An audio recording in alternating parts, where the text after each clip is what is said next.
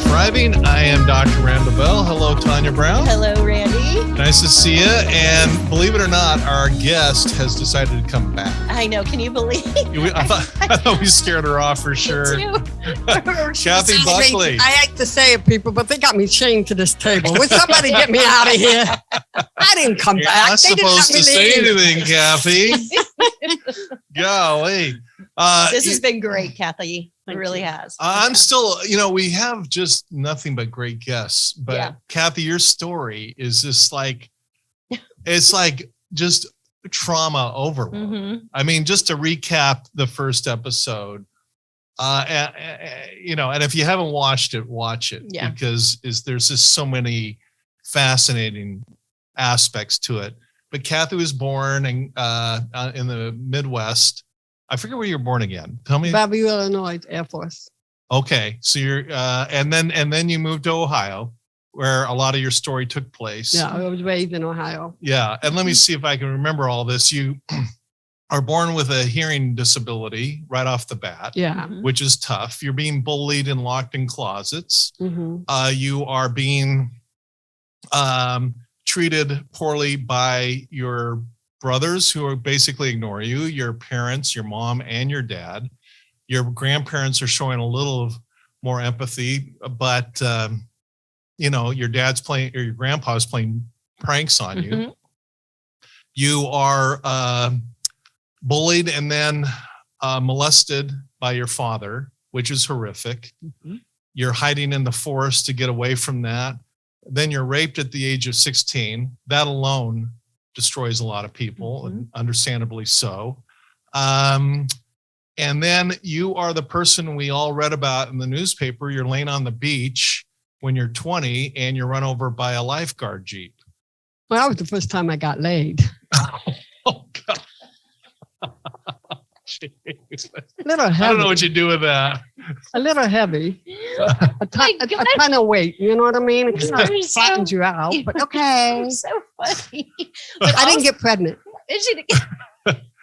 And then you lady. have a near-death experience. And I purposely didn't ask you what I wanted to ask you about that because I wanted to wait for this episode because and did I miss anything? Yeah, there? the 5 suicide attempts in high school. Golly, yeah. Mhm. Sorry, there's so much trauma there. I know, forgot that's there were not 1 or 2 or 3, 5 5 suicide attempts only in high school. In high school, Yeah. for understandable reasons. Yeah. Just a profound sense of loneliness really going on. That's Emptiness. yeah, emptiness. And so you want to talk about trauma? Let's talk to Kathy Buckley. I got to tell you, after teach a hearing class you, on it. I'm really depressed. After we clapped and all that, I'm like, wow, I got to get something for depression here.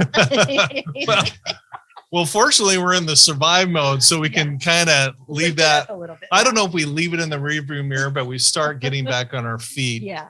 Is probably a better way to put it. But let's start with that episode where I asked you the question, Kathy, that where did you kind of transition into the survival stage? And you mentioned the lifeguards story. So tell us more why that kind of got you more in your mind into the survival mode. I think, when something like that happens, you get into the survivor mode. You don't really remember the experience. Mm-hmm. You're too busy going, why is my leg not working? Why am I hungry? Why, you're asking yourself these questions. And I got to be honest with you, I hate that WHY. I hate that word. I don't like it in the beginning of a sentence because you'll never have an answer for that 3 letters. You know what I mean?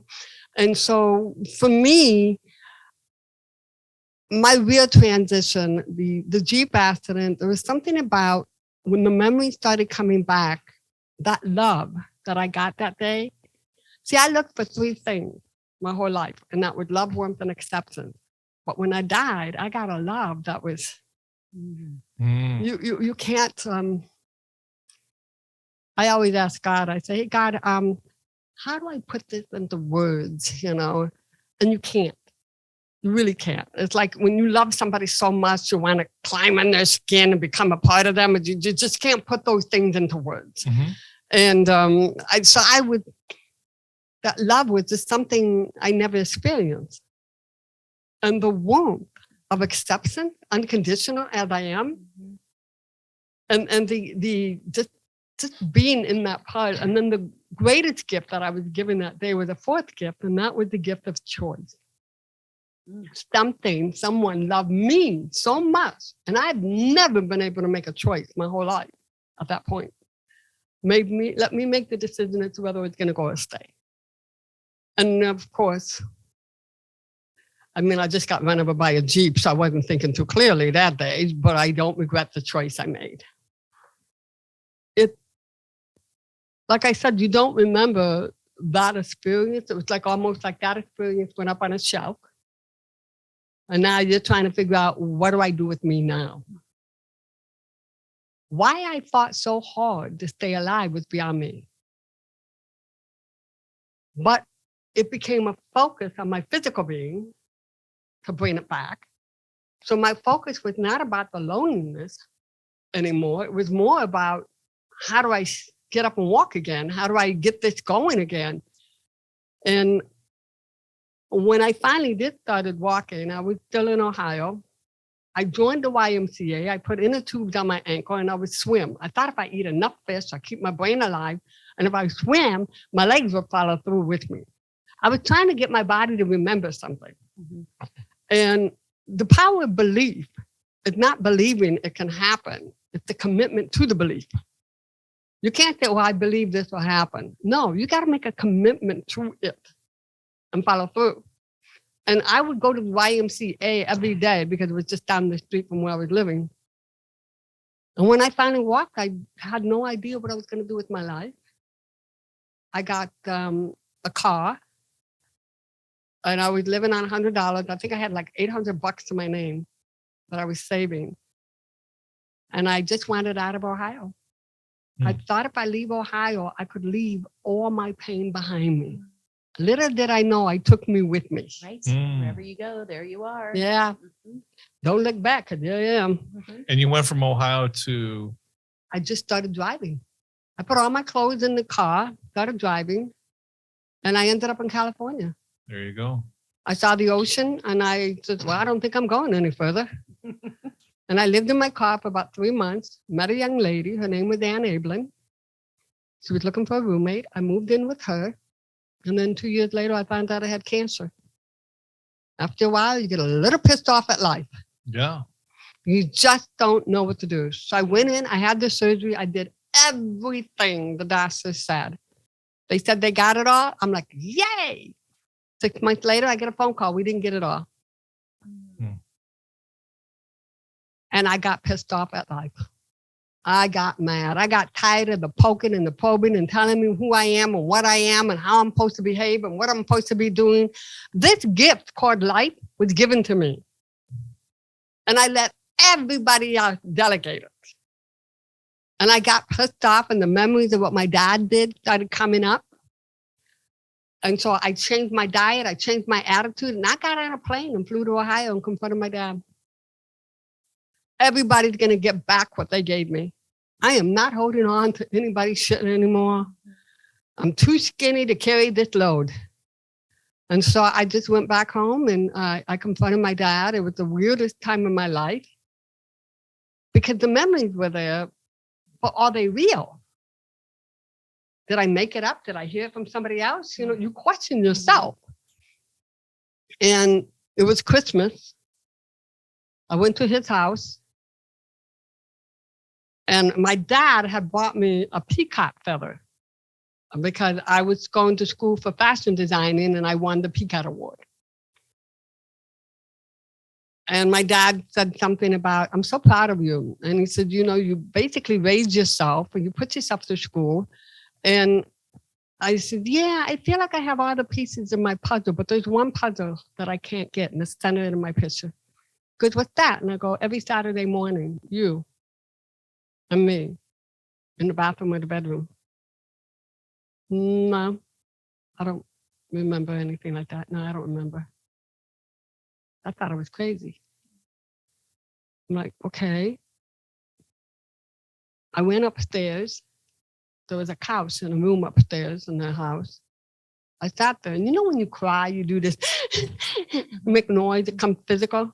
I sat on that couch, and water poured out of my eyes with no physical movement. I didn't even know that was physically possible.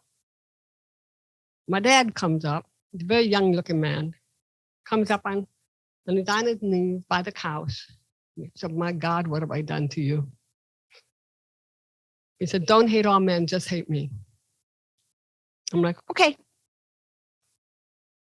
But it was weird. My dad, as I'm sitting on the couch and I'm looking down at him, it was like his face had fallen off his skull. It was the weirdest vision I ever had. And I took empathy on him. I didn't take care of Kathy. I took care of him. And I don't think my conversation lasted 5 minutes. And I went back to back to California, doing my thing, kind of like shoved it in the back somewhere or something. And then a few years go by, my stepsister called me. Her mom and my dad are getting a divorce. And I'm like, I don't really care, you know. So she goes, well, I'm going to go stay with dad for a while. No, don't. It was an instant reaction. I don't know how it popped up out of nowhere. I'm like, no, don't, you know. And she says, why? And then she started telling me some of her incidents. I said, please don't go there alone. And so that was my reaction. I said, look, I'll fly back home. You and I can confront him. We'll get this all out. So I got back home. Gina didn't want to have anything to do with it. And I confronted him again. My dad kept asking me, what do you want? He goes, how can I help you? Well, what do you want? How many times is this going to come up? What do you want? How can I help you? And I just kept thinking, I don't know, maybe if you learn how to be happy, you can be an example of what happiness is, and I can be happy. I really didn't have an answer. So on the way home to my mother's house, I'm driving, and I kept hearing this in my head. What can he do to help? What can he do to help? Well, what he's done is done and over with. What my body is doing is storing the emotions from that experience. And I'm like, well, what can he do? I mean, I really did not have an answer. I wish I did. So I go back to California, start doing stand-up. And I'm watching myself on Regis and Kathy Lee one day, which is really weird, lip reading yourself, bizarre. And so I hadn't thought of that. I know. I was like, damn, you got a funny girl. So the phone rings and it's my dad. I thought he was calling to tell me he saw me on TV. I go, hey, hi, Dad, how you doing? He goes, I'm in a mental institution. I tried to commit suicide. The doctor said I have to call everybody and ask for forgiveness. Now, I swear to you, I thought I did. I thought I was over it. I kept moving forward with my life. And all of a sudden, it was like this little alien that had been living in the pit of my gut just came up and out of me and went, oh, my voice did something I didn't even know it was possible of doing, and it scared me. And I got back on the phone. I said, look at Dad, I got to be in Chicago. When I'm done in Chicago, I'll fly to Cleveland. But when I get there, you do not touch me, look at me, hug me, nothing. And that was the first time I took care of Kathy. But there was no way I can go back to Ohio. I can't go to Ohio and confront him again. I don't want this to happen every couple of years. I want this story over with. So I went to group therapy. 13 women in a half circle start telling their stories. And I'm like, geez, I was on a picnic compared to some of these people. These stories are horrific. And it came my turn. I said, what am I supposed to do? She said, you tell your story in detail. It was the first time I ever did that. And it felt fabulous. It was like I was spewing out this alien with each word I spoke. And it felt great. Now, this was my naive mind. I thought I would spew this out. There's another meeting in 2 days. And in that meeting, they would give me a solution on how to handle the situation with my dad, right? That was my belief system. So I go back 2 days later, I'm all excited because I now know how I'm going to handle this and get this out of my life. And I went, and the woman starts telling their stories again. Now I'm confused. I'm looking for a solution. So it came my turn, and I said, what are we doing? Because when you tell your story, till you get it all out. I said, I did 2 days ago. Who's deaf here? You or me? I really didn't understand the process. So when you have the coffee and the donuts and the cookies, my God, those women can eat the sugar. And so I went in and I said, I started talking to the ladies. I go, how long have you been coming here? 2 years, 3 years, 5 years, 5 years. I looked at her and I said, you've been coming here 5 years, twice a week to tell your story? She said, well, yeah. I said, wait a minute. That means you don't even live in the present. You're still in the past.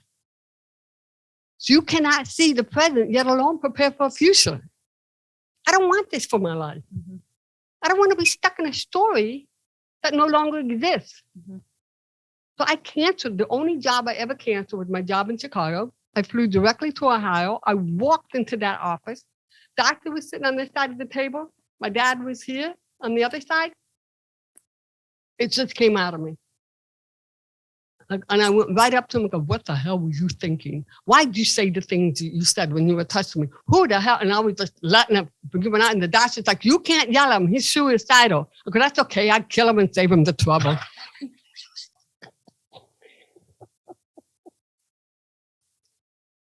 My dad looked at the doctor and he said, let her have at me.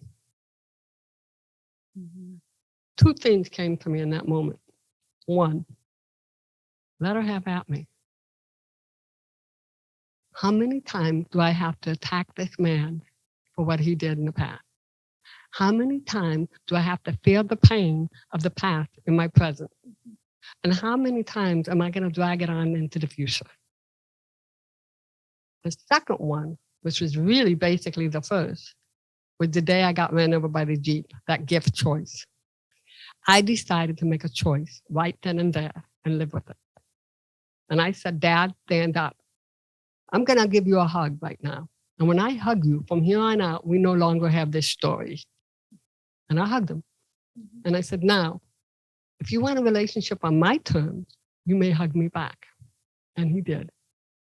And we've had a beautiful relationship for 30 years. No. And then a few years ago, my dad had dementia, Alzheimer's. My brother put him in a nursing home. I flew home every month to help take care of him, acknowledge him. I could always make him laugh. I was fascinated with the disease, number one. It's like, where the hell did your head go this time? And one time I came off the road, I went into the lounge where all the residents were. They're in wheelchairs. And I don't know if you've ever dealt with anybody with dementia or Alzheimer's, but they have a clip on their shirt that's attached to the wheelchair. Apparently, when they stand up, they can fall over because their minds don't remember. An alarm will go off, and a staff member will help put them back in their chair. I did not know this. I came in, they were playing Frank Sinatra music.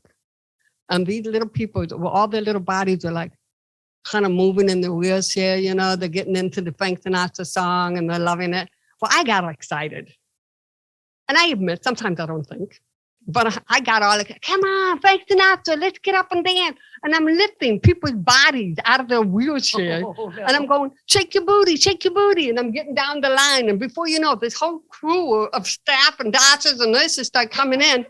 And they go, what are you doing? I go, we're dancing. She goes, if they stand, they fall. And I'm like, oh, shit, here, come on, sit down, sit down, sit down. And I went and I sat with my dad. I sat with my dad and I said, look like I got myself in trouble again. He looked at me and says, now he's legally blind. He said, do you want to dance? And I thought in that moment, yeah, I want to create new memories. This is 30 years later. But so I helped him up. He was like 100 pounds. And it was just one of those where you rock back and forth, you know. And his left hand was weak and it fell and it landed on my butt.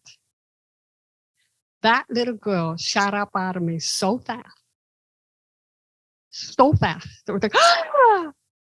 That the adult me had to reprimand her and put her in her place. I said, no. You don't live in this time. Mm-hmm. I'm creating new memories with my dad. And I took his hand and I raised it up and we continued our dance. Then it was his birthday on June 16th. I flew home, got him a chocolate cake. We're water babies. I got him in a jacuzzi with the staff helping me for his birthday. He was so happy. He's been non-responsive for so long. He was so happy in that water. I'm shampooing his hair. I'm spraying all the nurses' aids. He's laughing. We're having the best time. And when it's done, they get him out and they wrap him up in towels. He looked like a little burrito. And they get him in, they get him dressed, they bring him to the lounge. I'm there, my baby brother's there, and my uncle. And he's laughing, having a good time, and out of nowhere, I don't know how he did it, but he grabbed my face, tried to look me square in the eye, and I swear he could see me as clear as day. And he said, Kathy, I am so sorry. I'm so sorry. And I'm like, no, Dad, we don't have that story anymore. I didn't want his days to be filled with regret, but it's not my responsibility to take care of his conscience. So I told my brother, I said, Beth, give him some more cake. Give him some more cake, because if you feed him, they shut the hell up. All right. Sugar. I slept in the same bed with my dad for 3 nights in a row until he took his last breath. And his birthday is coming up in 2 days. I know. But I slept in that bed. And when he took his last breath, I looked to the heaven and I said, thank you. Not because he died, but because my dad taught me the greatest gift of life, and that's forgiveness. Mm. Forgiveness is unconditional love. In spite of what happened yesterday, I got to love him unconditionally. Yeah. And with that love, it taught me to love myself, to honor myself and respect myself. And because of that experience, I went to everybody that hurt me in the past and I gave it back to them. I am not your garbage can. You do not get to dump on me. And I just gave back to my mom. I gave back to brothers. I gave back to the kid that raped me. I gave back to my teachers and other people who have limited me, put labels of limitations on me to make me feel that I am not worthy to be a part of this world. I gave it back to them. And for those that I couldn't, I would write it and burn it. It's not mine to handle. This is my gift called life. This is my vessel. This is where my soul lives. And you guys diminished it all these years, and mainly because I allowed you. I didn't know any better. Now I know better, and I will fill this soul with as much love, happiness, by contributing, by giving back, by loving all those around me. Wasn't that fun? Wow. Wow. Well, there's a lot to I'm trying to unpack hold in my there. tears. Well, Oh, here. I'm crying. It's your story, and I'm like bawling over here. You big wuss. I am. I'm sorry. I'm a sensitive girl. Oh my God. We got her. We got her. I know. well, we all try and make sense of things, and there is so much to your story there, Kathy. Let me just throw out a theory I've got, because it all started with your NDE, your near-death experience, where you got to see a little glimpse of heaven. Mm-hmm. And it seems, you tell me if I'm right or wrong, but You're wrong. Well, I'm not going to give well, this. let me try another one. I'm not going to give this boy a chance. My theory is that glimpse of heaven woke up an inner strength, and you're doing, because I'm going to make a prediction. No one taught you how to do this, to go back and confront your dad and go back and confront your rapist. No, I was pissed at the second time I was announced I had cancer, and I never got cancer again after that. Right. Because I took charge. Well, thank God for that. Yeah. So my theory is that the NDE, because you're the third person I met in person who's had a near-death experience. And they all say virtually the exact same thing. And I know the BS, what I call ignorant dismissals, where people say, oh, that's just the brain shutting down and dopamine is excreted from the, blah, blah, blah.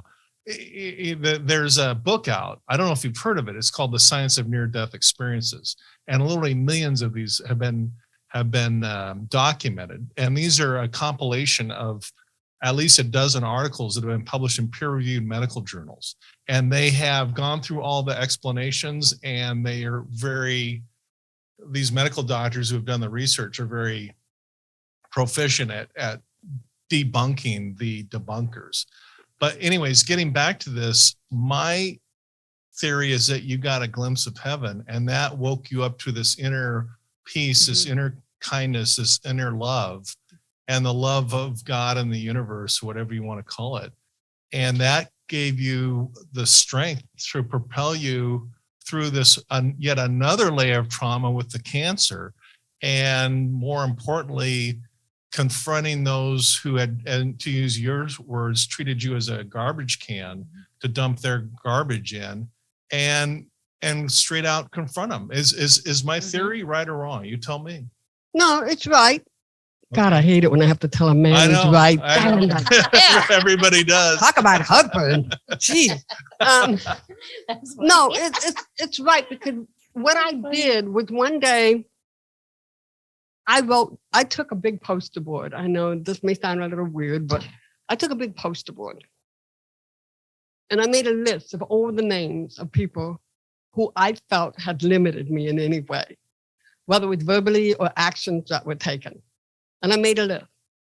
Who was on the top of the list? Me. Because no matter what happened in my life, it all depends on how I react to it. Mm-hmm.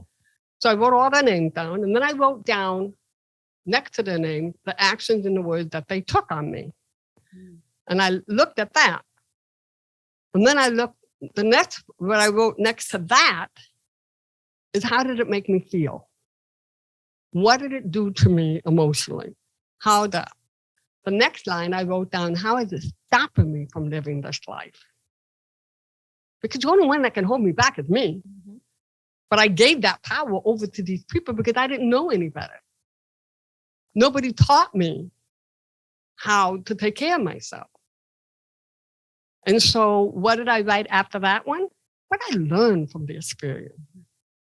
Everything that happened to you is an experience. And it's part of the story of your life. It's just part of what you go through. And if you look at yourself as a book, you can see as you flip the pages, there's always going to be blank pages that you have to fill. And it's up to you how you're going to fill those pages up. Are you going to stay in misery, or are you going to try to find the joy? So I went ahead and I wrote down the last line with gratitude. Gratitude for giving me the insight to see that it's not what happened to you, it's what you do with it. And so I had gratitude. So I went back and confronted people, because you know what? Everybody had their own story, their own side of their story, why they behaved that way. And I wanted peace of mind with certain things in my life. And so I went back and confronted them. Some were not happy about it. Some were grateful because they got to take that off their chest too. And so it's all boiled down to communication. And that's what it was boiling down for me. I got to love a man in spite of my past. I got to see his story. And I remember when my dad wanted to come to California, I did not want him in my house. I was scared. Mm-hmm. I wasn't afraid of him. I was afraid of the demon that took over him. And I didn't know if it still lived in him. And he wanted to go to Vegas. And I didn't want to pay for 2 rooms.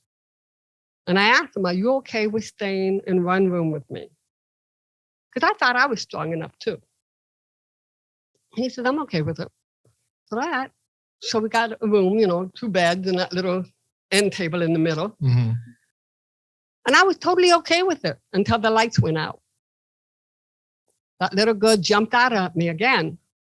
And I had to put her in her place. And I said, look, you're 6 foot tall. He's 70-something years old. You can take him now. Don't worry about it. Yeah, some truth there. But I know. But I wanted to keep confronting the situation with him. I don't want to live a life of fear of everybody. Yeah. And so I was blessed for the experience. I know it sounds silly, but I don't know if I ever would have known forgiveness if I didn't have that traumatic side with my dad, to see his side of the story so that I can create a new story with him.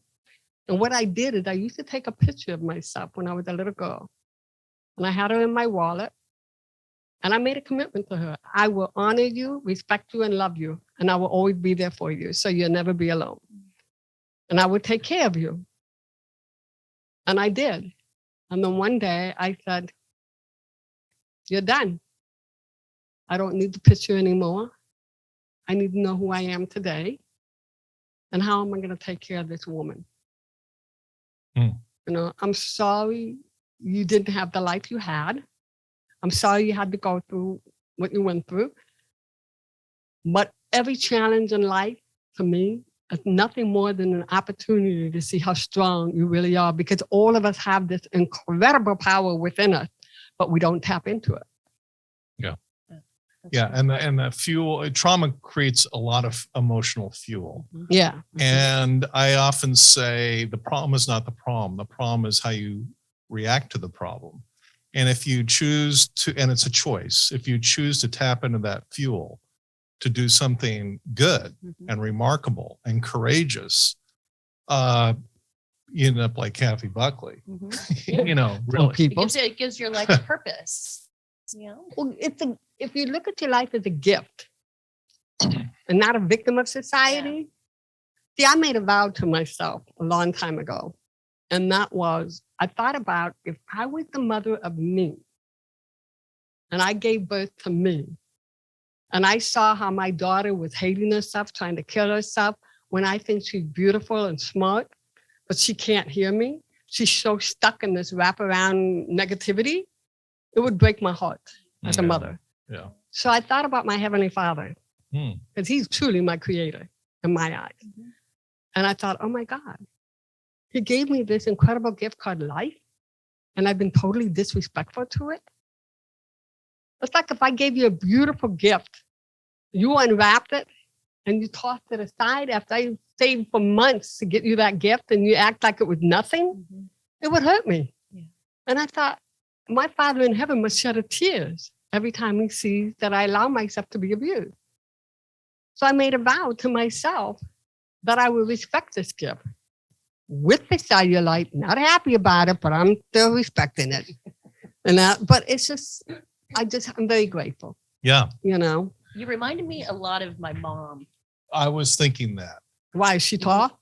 Well, No, she's short. She's tall and beautiful, just like you. And yeah, we've talked about your mom on this podcast. Just very gracious, full of gratitude. The woman had so many things to complain about, to bitch, to moan, but yet I never heard her complain a day in her life. No, she just, Never. but She just had that thing. She had this thing where she was, like you say, she had a lot to bitch about. You know, your daughter's murdered by who I believe was her son-in-law, got away with it. Kids are taken in away. in this lifetime, at least. And I directly asked her about that once. And she was like you, Kathy. She just had this greater power to just forgive. It's just the unthinkable, the absolute unthinkable. What there's so much you said to unpack. One thing I got to ask you, Kathy, is I'm sure a lot of people listening to this are wondering, tell us about confronting your rapist. I mean, that's Robert. Okay, Robert. He was a friend of mine in school. And when I confronted him. And tell us how old you were when you did that. Pardon? How old were you when you 16. 16 when you were raped, but how old were you when you confronted him? Oh, that was about, I think it was about maybe 15, 20 years ago. I confronted him because I met him up in California. Okay. And he was Black. And so he's a good guy. I didn't understand what was happening. And so I confronted him. I said, what happened in the car that night? I said, what were you thinking? Because at that time I didn't know. Because Kathy, I got to tell you, it was weird. He said, you just went blank. He says, he goes, I was in love with you. He says, but you went blank. It was like you disappeared into another planet, Mhm. which makes sense because that's what I did when my dad was with me. And you tend to shut yourself down so you don't have to be in that moment. Mhm. And a part of me is like, do you still call it rape because I didn't know? You know what I mean? And I feel like it was rape because I didn't know. But the truth of the matter is, I never said no because I didn't know what was happening. Mhm. So we had a conversation. We talked about it. Mhm.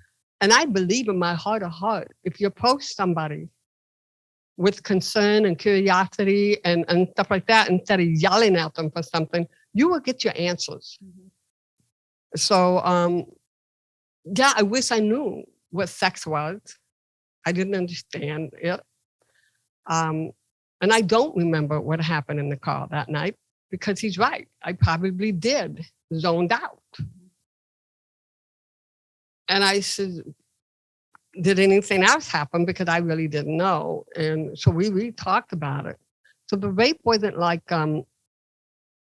I could defend myself because I just disappeared. Well, I want to pause on that before I ask you a key question and let viewers know what we're talking about is a fight, flight, freeze Mhm. response to trauma. Because when you go through trauma, there's brain chemistry. I explain it in pretty good detail in chapter 1 of my book, what's going on. It's very helpful to understand because in evolutionary terms, you know, when you're being chased by a lion, you have a choice. You can run like hell. That's flight.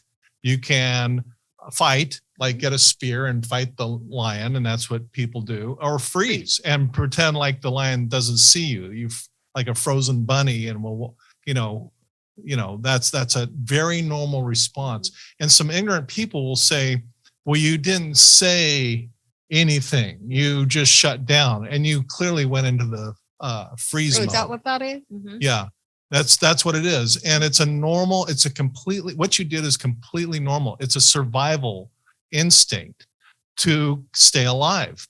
And so in explaining the physiology of the science, what you went through, did he say those words, I'm sorry?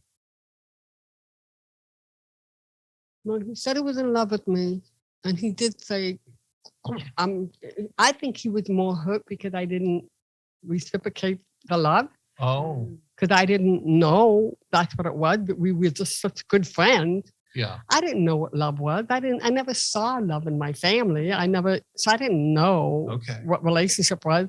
I mean, people in school were dating and going out together, and I'm under a car, fixing a car somewhere, and stuff. So it wasn't, he did say he was sorry I felt that way, but he also said it hurt because he really was in love. Interesting. And when you're 16 years old, nobody knows what love is. Well, not only that, you're 16 years old, you don't know what love is, and you don't know what sex is all about because your No. parents and people who should have explained these things, the things about consent Mhm. and, what's going on and this and that, fell short of their responsibilities to explain that to you. The only thing you knew about sex was pretty twisted given the fact that you had been molested by your dad. So Yeah. you're not really prepared, For the healthy. for the healthy.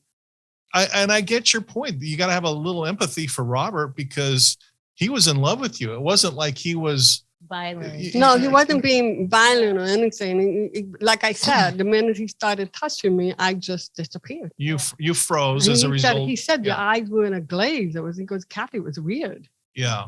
Yeah. Interesting. That is interesting. Yeah, There's- but that's your body going into, hey, I gotta survive. Yeah, but I didn't know that. I mean, I'm so grateful you're here, and I'm grateful that you're willing to share this stuff because let's face it, this is not an easy conversation. No. I mean, rape is Horrific. it's horrific, and I've met people in prison that are there for 25 for life for one rape. So and rightfully so. It's a horrific crime. Well, people don't understand, especially if you're a child. Right then and there, when something like that happens, you have just lost your childhood because now you're in survivor mode. Yeah. Now you're suspicious. Now you're cautious. Yeah. You're always looking over your shoulder. What's going to happen? I hated coming home from school. Yeah. I didn't like it when my dad walked into the house. I had no safe place. Yeah. And that's the one thing I've always wanted in my life, was a safe place Hmm. with someone who would make me a priority, somebody that would, that we can be on the same. Right. It's just something I don't, that's one thing I'd like to see before I die, is to see what it's like to be loved and to give love back without a wall in between. Well, and you wanted it and you deserved it. And sadly, you didn't get it. But by sharing this, hopefully people are listening that will say, you know what? For whatever reasons, I'm not comfortable talking to my daughter or my son about sex or consent and all these things. And they'll decide, I'm going to have the strength to make sure that that doesn't happen to my kid in the backseat of a car where they freeze. And then they're sitting there talking about it decades later. I think I don't know if it's so much about talking about sex as much as it is about talking about the importance of being in control of your body. I think kids need to know how to love themselves enough so they don't have to go looking for it somewhere else. I think you need to teach a kid about acceptance within themselves instead of looking for it for somewhere else, because that's what I was doing.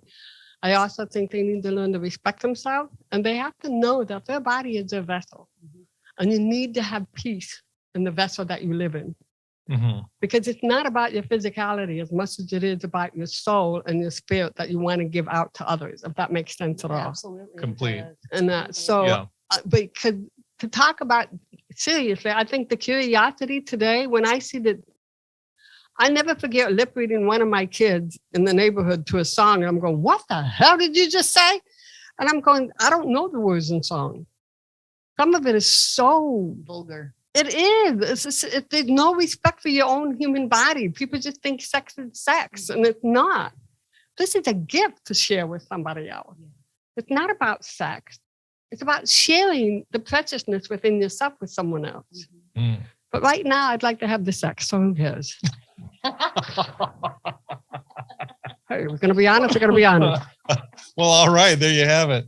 Yeah, write that time code down, Mel, so we can make some editing choices. Anyway. I also think with today's culture, with social media, with Facebook, Instagram and Twitter and TikTok. And well, look at the way we dress today. Everything is skin tight. Yeah, exactly. I would if I didn't have the cellulite in the belly right now, but hey. Me too.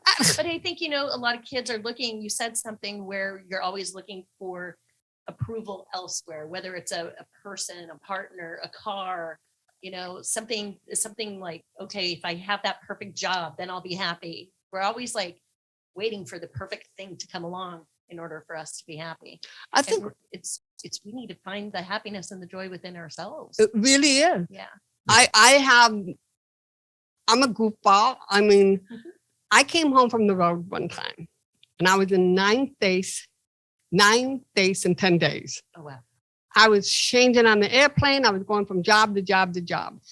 And I came home and I'm crying. You know how you get got to give yourself a pity party. I was exhausted. Yeah. And in my office on the wall, all these pictures of kids that I've either gotten surgery, educational programming set up, just helping other families. And that, so I'm like, hey, I'm all alone. I have nobody with me. I'm doing this all by myself, and blah, blah, blah, the whole party, right? And I look at all the kids on the wall and I'm like, screw the kids. I was just so exhausted. And then I was sitting there and I turned around and then the wall is a picture of a cartoon of a little girl with flowers going to the heaven. And it said, God, if I give away all my love, would you give me a refill? Oh. Now, I consider God my best friend. I don't consider him to be, I'm not fearful of him or anything. I think he has a fabulous sense of humor. And sometimes I don't. So I looked at this thing and I go, what's my refill? I can't ask him to do everything. I need to take responsibility for me. So I thought about it and I thought about it. What is my refill? It can't be another person. It got to be something for me. Well, one of the things that I learned how to walk again was swimming. and I love being in water. And I would swim in everybody's pool in the neighborhood while they were at work. They don't need to know where I am all the time. And so I, for 5 years, saved money, and I put in one of those endless pools that where you swim in place. Okay. And my first thought was, oh, what about the kids? It might be too deep for the kids. Or what about my friends? Oh, I'm midgets. And what about my friends in wheelchairs? I got to make it accessible. And I'm thinking about everybody, but it's my refill. Mm. And I didn't think. And it said, no, Kathy, this is your refill. So I designed the pool for my height. So I have the water up to my chest, and I could jog and work it out. And then I have it 6 feet where I can tread the water, and then I can turn on the machine and swim as long as I want, which is usually a minute because I'm too lazy. But I like the jogging and the dancing better. That pool fills me up emotionally, spiritually, and physically. It is a safe place. And in my backyard, I got my hawk that comes down to say hello. I got my lizards that are, I don't know what the heck they're humping, but it makes me crack up. I got a hummingbird that I feed hummingbirds, and I have one fat hummingbird that I swear is going to sue me for diabetes. And I have this, one day I'm in the pool and I'm jogging and a bobcat went by. And I'm like, hello. Like, You know. Dr. Doolittle. Well, it's my fault. It's my fault. Because before I went on the road, there was a kitten underneath the fountain, and I kept feeding it. I thought it was a kitten. And I came home from the road after being on the road for 2 months. I came home, and one day it was sitting in the driveway, and I go, boy, did you get big. Oh, shoot. And it turned around and it looked at me, and I go, oh, yeah, Bobcat. oh, shit. Okay, you have a good day. And I went right back in the house. Good. And he bought another bobcat with him one time. So I don't know if he was just saying hi to my stepmom or what, but he just looks at me in the pool and keeps going. Yeah, you fed him. Yeah, I didn't know. But my neighbors keep telling me, quit feeding the animals, the raccoons, the opossums. They're all God's creatures. They need food, you know? And so I got yelled at about the raccoons, that's for sure. Oh my gosh. You had one of the most fascinating survival stages I think we've had. Talked, yeah. Yeah, I mean, it's funny. delivery. I ask you about, where you transition to survival. You talk about the story about the Jeep running over your face. I mean, literally. Yeah. We're kind of, it's, you laugh or you cry. I guess we're making choices here, but then the cancer comes, but you're still in the survival stage. And then you start confronting the bad guys. One of many things I love about you, Kathy, is I really believe strongly that in order to thrive, you've got to confront the bad guys, the bullies. Mm-hmm. You got to confront them. You can't let them get away with this. No. I'm about to go public, going against a guy who did some really horrific things on a very, very big scale and has never had to answer for it. Not ready to go public about it yet, but it takes some courage to do that. And I was invited to go onto a very large show and talk about it recently. And I thought about it. I thought, you know what? Do I practice what I preach, or do I just keep it to myself where it's nice and comfortable and don't rock the boat and blah, blah, blah. It's not that comfortable. Yeah. Not at all. It's not that comfortable. You're right. Because of this guy, a lot of young women were molested because he didn't pick up the phone to call the cops. What kind of man is that? It's a coward. Yeah. And he needs to be called out and needs to answer for that. So anyway, and there's ways to do it. Maybe doing it in a public platform may not be the best way. or maybe it is. Or maybe it yeah, is. no, this is kind of a public thing. I got to, but whether it's public or private, it takes courage. And Yeah. the fact that you marched in to talk to your dad in front of his therapist, the fact that you, also the term rinse and repeat, it wasn't just one episode with your dad and it was No. magically cured. You had to cycle through that a few times. It sounds Sure did. like. It sure did. It took about 10 years Yeah. of going back and forth. Yeah. Thinking it's over with each time. Mhm. But I was blessed. My dad didn't have to admit it. He could have denied it Mhm. Mhm. through the rest of his life. He could have just let me beat the crap out of him because he told the doctor I could. Mhm.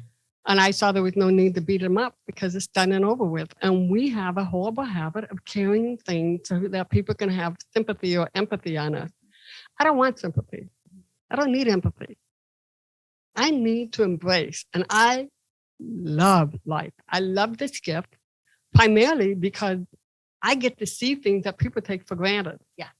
I see the hummingbirds. I see the grass growing. I see the flowers when they're in bloom. I always say God's my best boyfriend because my roses are in bloom. He sent me flowers today. You're awesome. You know, I like to laugh with what's going on. And wherever I go, I talk to everybody. When I'm on a plane, by the time the plane lands, bye, Kathy, have a nice day, you know, and from everybody on the plane, I take people's babies that are crying on a plane. I go, would you let me walk your baby? You know, I'm not going to go anywhere. I was not going to open a window or anything. And a lot of times, parents are so nervous trying to get the baby to stop crying that the baby continues crying. Right, exactly. So I don't hear him. So I lift him I up. don't hear him. And because I'm calm, the baby falls asleep on me every time. That was good. And then the mothers are always like, the mother and dad go, what did you do? I drugged them here. You know, That's so funny. That is That funny. reminds me of Leo Fender, who invented the electric guitar. He lived 2 streets away from me. And I wrote a book with Mrs. Fender, and Leo Fender was also deaf. And Mrs. Fender told me that whenever a song came on that he didn't like, he just simply turned down his hearing aids. I used to close my eyes. I'm not listening. You know, but Kathy, you know, Oh, that's funny. there's so many rich opportunities to kind of share the clinical side of your story, because earlier, a little while ago, you mentioned that the first time you went to talk to your dad, there was kind of a sense of denial and like, what are you talking about? I want to give a label to that. It's called gaslighting. Mhm. It means that it's victim blaming. It's like he's the abuser. You had the courage to confront him. And the abuser tries to turn it around and say, what's wrong with you? You're crazy. Mhm. That didn't happen. Okay. And I just want people who were listening and heard that part of your story to realize that's a technique that abusers use. Yep. But thank God that your dad finally kind of manned up at some level to give validation to what actually happened. And also for you for forgiving him. You know, and like you say, it wasn't a clean linear line. It was a 10-year somersault kind of, Process. takes a you know, while. process. It, Yeah. it takes a while to drain a clogged faucet. Yeah. You know, and that's what it is. It's just constantly trying to drain this stuff up, but not understanding why. And my dad didn't have to admit it.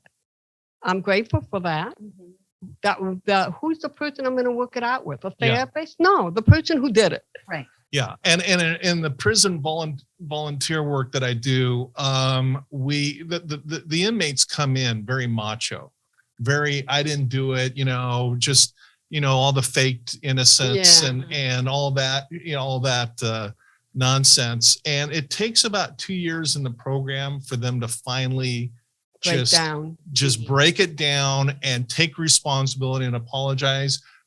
Probably 5% of the inmates are never going to admit it.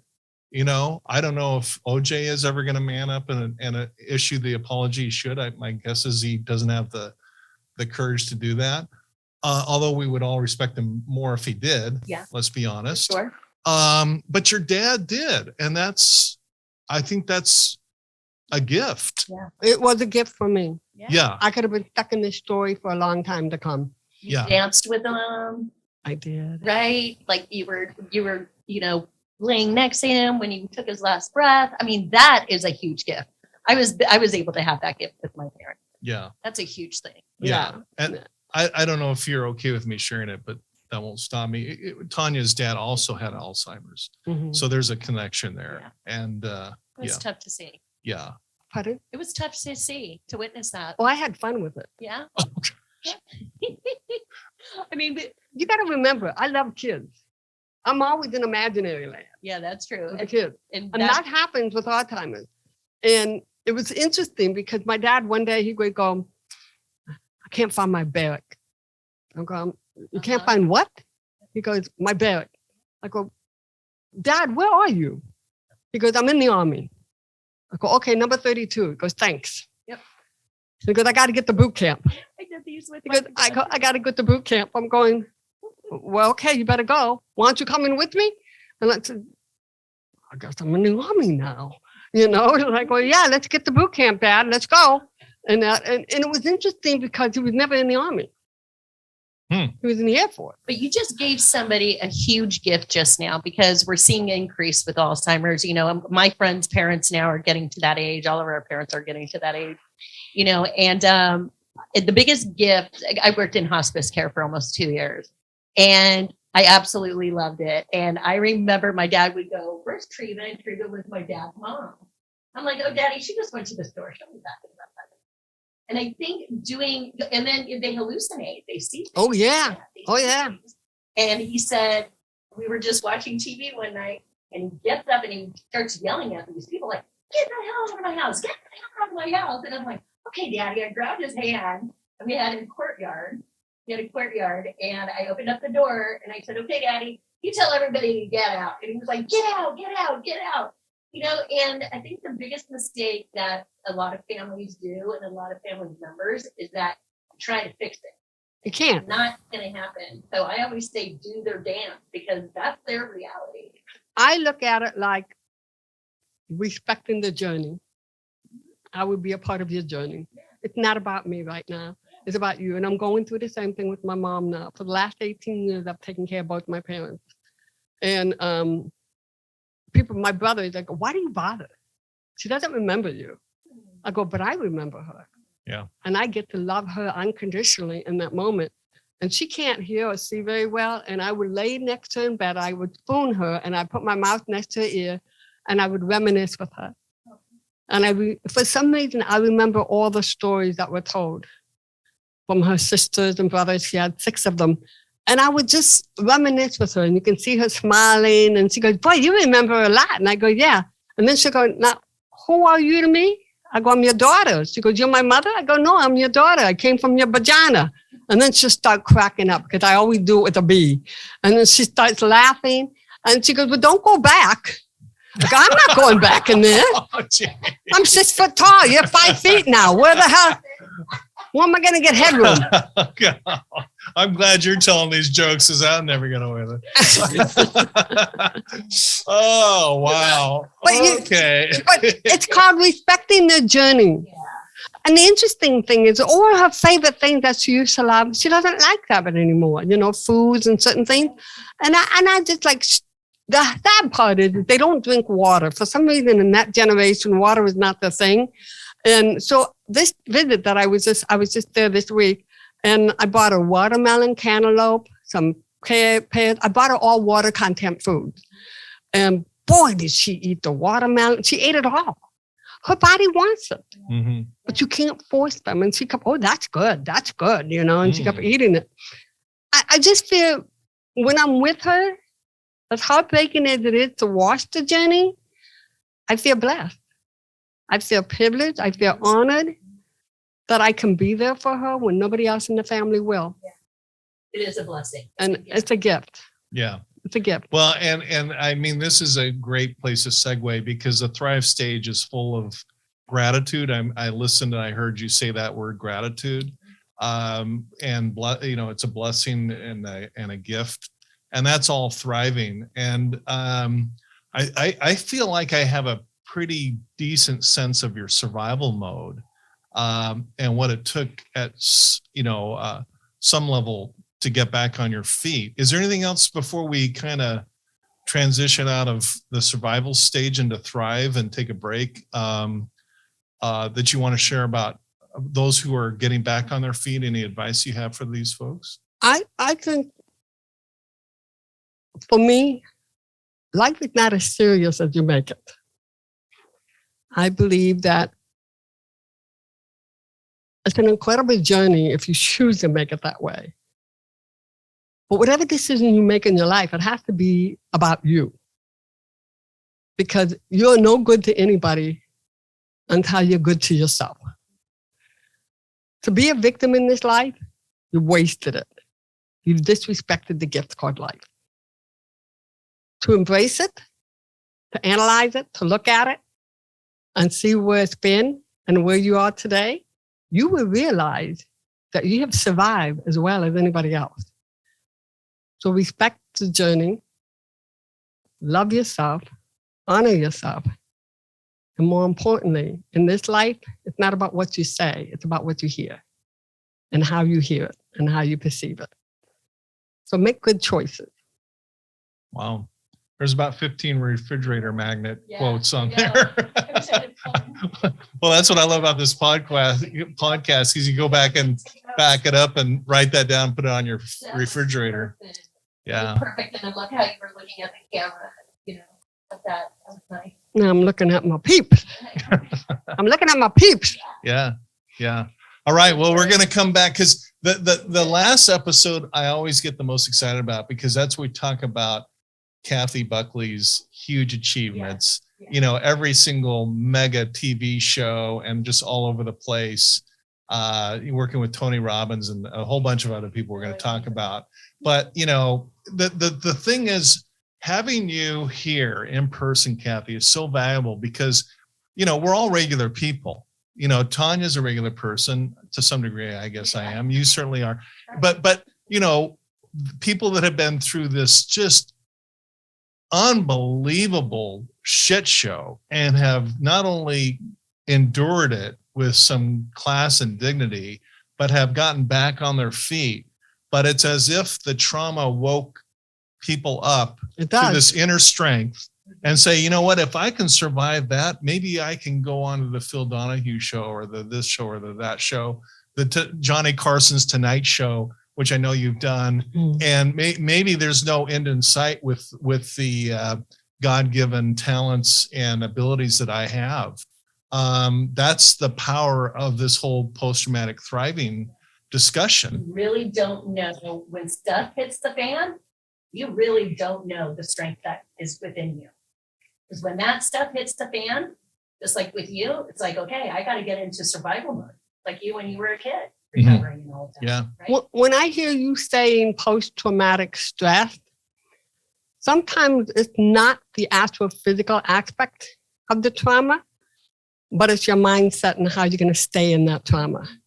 So survival mode is about a choice. You have to choose to get out of the mindset that you were a victim of a situation in that moment. That's why we use this. Right. What, you think I could read? I knew she could read. Why did you? That's why we use that. I know. Well, but the thing is, Kathy, I'm glad you said that because it's a process. You don't just get run over by a Jeep and then bounce out. I feel like thriving. You got, you get up and you go, well, thank you very much. I got to go now. Yeah, thanks for waking me up. Now I can thrive. Hey, you guys, you messed my hair up. What's up with you? And there's sand all over me. The point is you got to properly heal. You got to spend your time in the dive mode in the hospital. And I loved what you said about self-care, taking care of yourself and taking care of Kathy instead of everybody else I'm worried about right now. That they're all wonderful. I'm going to keep doing that. But right now I got to take care of myself. I got to accept help where it's offered. I got to look out for myself and my self-interest. Not that we become stuck there and selfish. No, you're not selfish, but what you're doing is surviving the gift that's been given to you. Yeah. Remember when I told you about the lady in the hospital, the nurse who was stroking my forearm? Mm-hmm. That made one of the biggest impact of my life. That was a touch of caring. That was a touch of acknowledgement. And you know how when people go, hey, how are you doing today? And they say, fine. I really don't know what fine is. Does that mean you have a pulse? Oh, she does. Go ahead. And that, but. Effed up, insecure, neurotic, and emotional. Who is this woman I'm sitting across from? That's following out there. Preferred out to you. Effed up, insecure, neurotic, and emotional. It's more like maybe started asking people like, how's your wellness? I'm like, hey, how are you? Oh, I'm fine.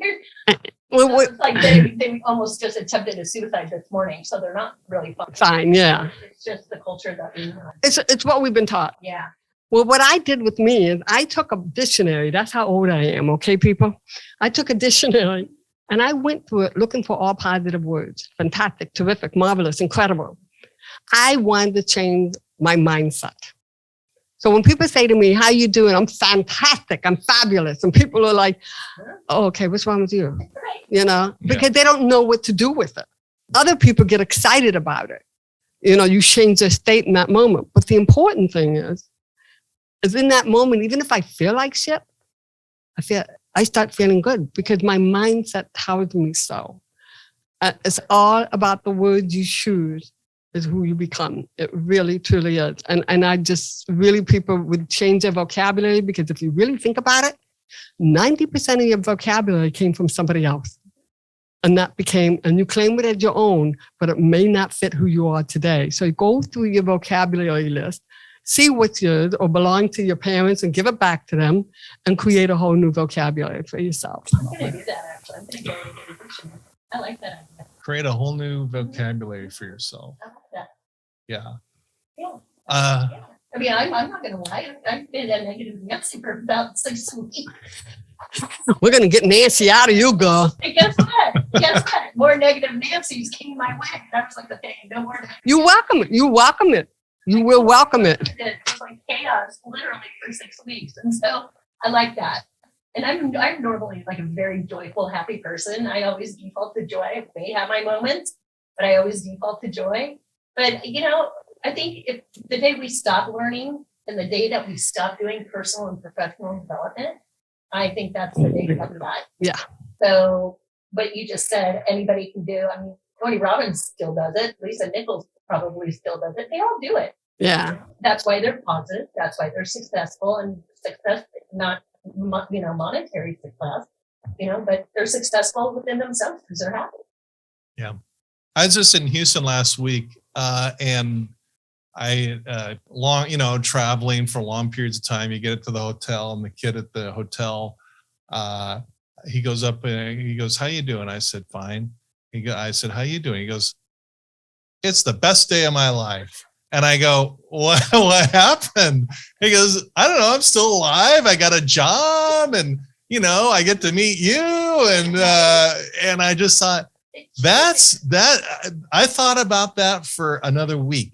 And that's changed your mindset, didn't it? Completely. It did. And you know what I like with people, I tell my students, I always tell my students, I said, look, you want somebody's attention. If you ask how they're doing and they walk away and say, fine, it's not true. But if you touch them, the hands or forearm, and say, so how you doing today? They will be honest with you. And they will say whether they're hurting or if they're happy. They won't say fine, because now you've taken the time to look in their eyes and touch their physical being to the point where they will go, well, I'm having a difficult day, or actually, I'm feeling pretty good today. But touch, just a gentle touch on the forearm, that nurse changed my attitude on a lot of things just by acknowledging me as a human being. That's beautiful. Well, it's beautiful, except for I would feel like somebody would say, well, why is the creepy old guy touching me? So anyway, we'll get to that in the next episode. On post-traumatic thriving, where we talk about whether we're going to die, survive, or thrive. The choice is yours. All right. We'll see you back for more on the next episode. Thanks for supporting our podcast. Be sure to like, share, and subscribe, and follow us on your favorite social media. For books, merchandise, or to donate, visit CoreIQ.com. Post-Traumatic Thriving is produced by CoreIQ, a nonprofit with a mission to teach the life skills we all need that are not taught in school. CoreIQ and the Post-Traumatic Thriving podcast are for informational purposes only and do not provide medical or mental health advice. Always consult with your licensed medical and mental health care providers.